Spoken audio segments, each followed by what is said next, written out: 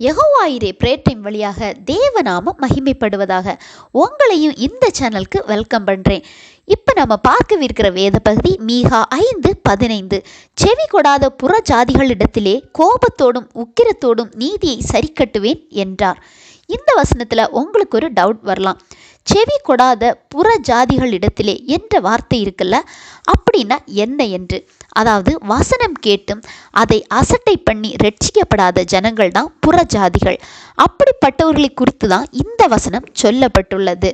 இன்றைய கிறிஸ்தவர்கள் நிறைய பேர் நமக்கு ஆண்டவர் கற்பித்த கட்டளைகளை சரியா புரிஞ்சுக்காம இந்த புறஜாதி மக்கள் கூட தங்களை இணைத்து பார்க்கிறார்கள். இதற்கு காரணம் என்னன்னா, குழந்தைகள் ஸ்கூல் முதல் நாம ஒர்க் பண்ற இடம் வரைக்கும் இன்றைக்கு உலக காரியங்கள், ஆண்டவருக்கு பிரியமில்லாத காரியங்கள் தான் 90% இருக்குது. தேவ பிள்ளைகளுக்கு இது ஒரு சவாலான விஷயமாகவே காணப்படுகிறது. இதுல நிறைய பேர் கேலி கிண்டல் போன்றவைகளையும் எதிர்கொள்றாங்க. பைபிளில் அன்பு சகலவும் தாங்கும்னு சொல்லப்பட்டுள்ளது.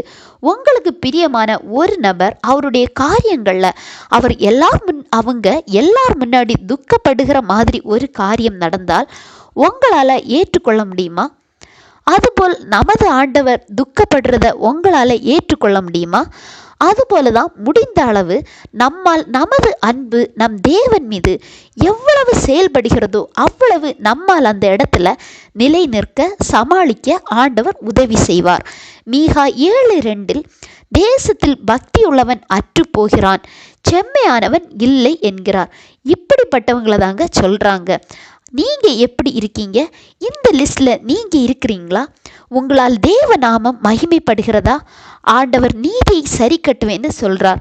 உலகத்தோடு ஒத்து வாழும் வாழ்க்கை நம்ம ஆசீர்வாதத்தை தடை செய்கிறது. இவை நம்மை ஆவிக்குரிய வாழ்க்கையில முன்னேற விடாதபடி தடுக்கிறது. உங்களை உங்க மனசாட்சியை யோசிச்சு பாருங்க. எந்த இடத்தில் விழுந்து போறீங்க? ஆண்டவர் பிள்ளைகளாய் சரியா நிலைத்து நிற்கிறீங்களா? உங்க அன்பை ஆண்டவர் மீது உலக காரியங்கள்ல ஒத்து இணைந்து போகாதபடி இந்த காரியங்கள் மூலமாக ஒருபடி அதிகப்படுத்துங்க. சரியா? ஆண்டவர் தாமே இந்த வசனங்கள் மூலம் உங்களை ஆசீர்வதிப்பாராக.